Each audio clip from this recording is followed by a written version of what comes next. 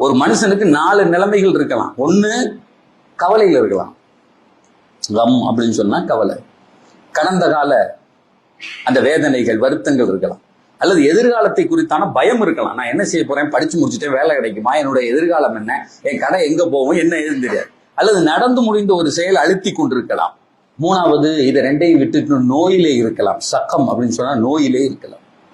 4வது சித்தா, சில நேரத்துல எதுலையாவது போய் வலுவா மாட்டி, அல்லது இவர் மாட்டாட்டியும் அந்த சூழலை இவரை மாட்டி விடலாம், சித்தத்தும்.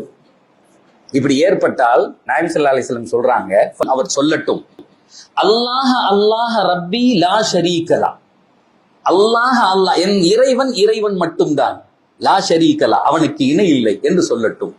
அப்படி சொன்னால் பெருமானார் சொல்கிறார், என்ன தெரியுமா நடக்கும் அவனை சுத்தி, உடனே அந்த கவலையும் அந்த நோயும் அந்த அழுத்தமும் அங்கிருந்து எடுக்கப்படும், அதற்கு நேர்மாறான மகிழ்ச்சி தரப்படும்.